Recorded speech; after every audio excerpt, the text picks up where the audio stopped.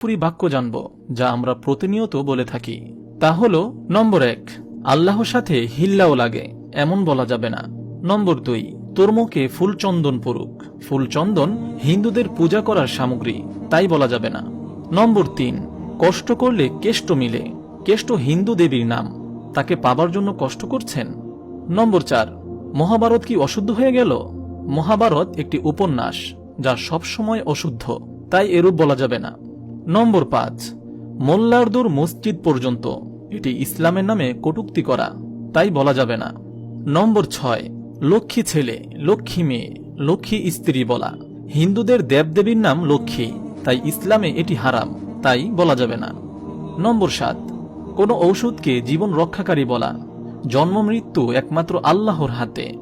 নম্বর 8, দুনিয়াতে কাউকে শাহিনশা বলা, এর অর্থ রাজাদের রাজাধিকার। নম্বর 9, নির্মল চরিত্র বোঝাতে দোয়া তুলসী পাতা বলা, এটি অনইসলামিক পরিভাষা যা হারাম। নম্বর 10, ইয়া খাজা বাবা, ইয়া গাউস, ইয়া কুতুব ইত্যাদি বলা, এটি শিরক, ইসলামের সবচেয়ে বড় পাপ। নম্বর 11, ইয়া আলী, ইয়া রাসুল বলে ডাকা এবং সাহায্য প্রার্থনা করা। আল্লাহ ছাড়া পৃথিবীর কাউকে ডাকা শিরক।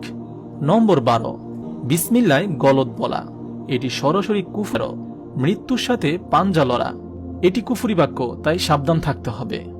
নম্বর 14, মধ্যযুগী বর্বরতা বলা। মধ্যযুগ ইসলামের স্বর্ণযুগ।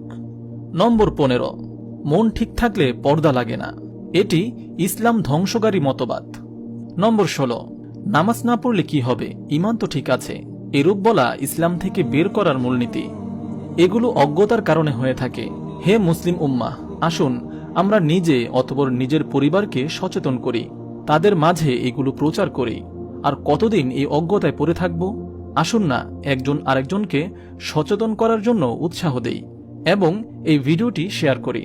আপনার একটি শেয়ারে কত মানুষ এই কুফরি বাক্য জানতে পারবে তা কি ভাবা যায়? জাযাকাল্লাহু খাইর। এই ভিডিওটি শেয়ার করার বিনিময়ে আল্লাহ তাআলা আপনাকে উত্তম প্রতিদান দান করুন, আমিন। আপনি যদি এরকম ভিডিও আরো পেতে চান তাহলে এই চ্যানেলটি সাবস্ক্রাইব করে পাশে রাখা বেল আইকনটি অন করে দিন।